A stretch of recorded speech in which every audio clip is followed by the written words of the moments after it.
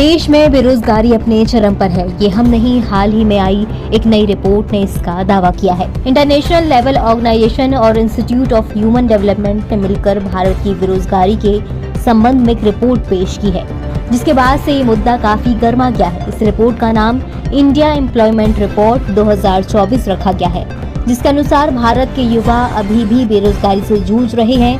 देश के बेरोजगारों में युवाओं की संख्या 83% है, जो कि बेहद ही चिंताजनक है। इंस्टीट्यूट ऑफ ह्यूमन डेवलपमेंट के साथ मिलकर इंटरनेशनल लेबर ऑर्गेनाइजेशन ने यानी कि ILO ने जो रिपोर्ट जारी की है, उसके मुताबिक बेरोजगारों में ज्यादातर युवा शिक्षित हैं, जिन्हें नौकरी की तलाश करने में परेशानी आ रही है। कई लोग तो स्किल्स की कमी के कारण नौकरी नहीं कर पा रहे हैं।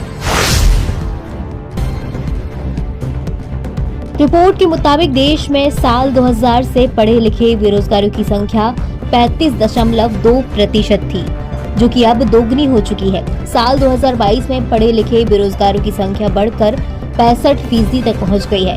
इसके बाद अभी भी ये आंकड़े बढ़ते ही जा रहे हैं। रिपोर्ट के मुताबिक पढ़े लिखे लोगों में ऐसे लोगों को शामिल किया जाता है जिन्होंने कम से कम 10वीं तक की पढ़ाई की हो। बेरोजगारों की संख्या बढ़ने के पीछे का कारण युवाओं में स्किल्स की कमी भी है। अभी भी एक बड़ा हिस्सा डिजिटल साक्षर नहीं है, यानी कि उन्हें डिजिटलाइजेशन की शिक्षा नहीं है। कई लोगों के पास तो सामान्य जानकारी भी नहीं है, जिसके कारण उन्हें बेरोजगारी का सामना करना पड़ रहा है। रिपोर्ट में ये भी सामने आया है कि साल 2019 के बाद सेल्फ एम्प्लॉयड और नियमित कर्मचारियों की आय में भी गिरावट दर्ज हुई है। न्यूनतम वेतन लेने वाले ऐसे कैजुअल कर्मचारी जिनके पास कोई भी स्किल नहीं है, उन्हें साल 2022 में मजदूरी ही नहीं मिली। कोरोना काल के दौरान भी बेरोजगारी दर में तेजी से इजाफा हुआ। कई लोगों की नौकरियां चली गई थी। कम पढ़े लिखे लोगों से ज्यादा इस दौरान ज्यादा पढ़े लिखे लोगों की नौकरियां चली गई थी। राज्यों की बात करते हैं जहां बेरोजगारी ज्यादा है। जिन राज्यों में बेरोजगारी दर ज्यादा है उनमें ओडिशा, मध्य प्रदेश, बिहार, उत्तर प्रदेश, झारखंड, छत्तीसगढ़ जैसे राज्य शामिल हैं, जिनमें पिछले सालों से रोजगार के आंकड़ों में ज्यादा सुधार नहीं हुआ। रिपोर्ट में ये कहा गया है कि रीजनल पॉलिसी के कारण इन राज्यों के लोगों को बेरोजगारी का सामना करना पड़ रहा है। इस रिपोर्ट के आने के बाद पूर्व RBI गवर्नर रघुराम राजन की एक बात को याद किया जा रहा है।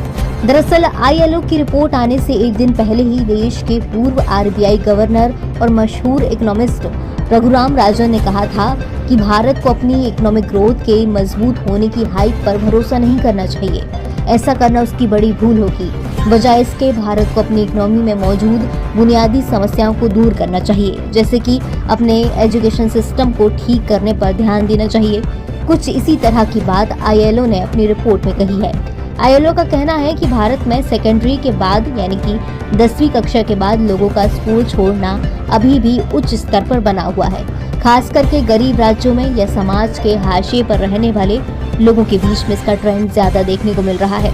वहीं हायर एजुकेशन के मामले में देश के अंदर काफी दाखिला होता है, लेकिन इन जगहों पर शिक्षा का स्तर चिंताजनक है।